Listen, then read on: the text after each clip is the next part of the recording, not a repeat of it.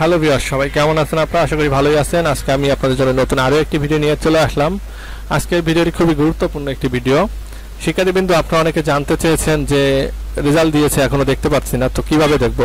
So আপনাদের এই বিষয়ে সম্পূর্ণ আজকের ভিডিওটি দেখাবো। আপনারা সর্বপ্রথম ওয়েবসাইটে চলে যাবেন, xiclassadmission.gov.bd এই ওয়েবসাইটটিতে যাবেন।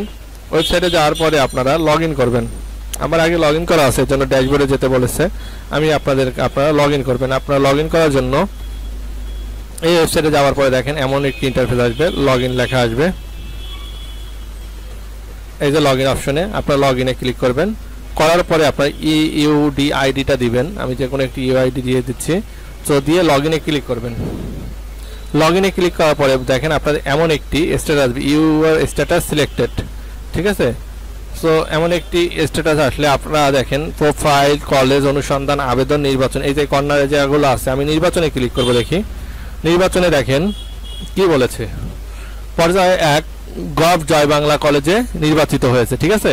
সো এই দেখেন এটা কি হয়েছে, নির্বাচিত। এবং সে যদি নিশ্চিত করতে চান আপনারা, তাহলে এখান থেকে নিশ্চিত করে টাকা জমা দিবেন। ঠিক আছে? নিশ্চিত করার পরে আপনি পরবর্তী পর্যায়ে প্রতিষ্ঠানে অটোমাইজেশনে বর্তমান প্রতিষ্ঠান ফিরে যেতে পারবেন না। ঠিক আছে? কি বলছে এটা পড়েন। দেখেন এই স্টুডেন্টটি গভ জয় বাংলা কলেজে নির্বাচিত হয়েছে। কেমন? সো নির্বাচিত হলে তারপরে কি করণীয় সেটা দেখতে হবে। সো সেটা আরেকটি ভিডিওতে দেব। সো আপনারা যে আজকে রেজাল্ট দেখতে চাচ্ছিলেন, সো এই যে রেজাল্টটি দেখিয়ে দিলাম। নির্বাচনে ক্লিক করবেন। ঠিক আছে?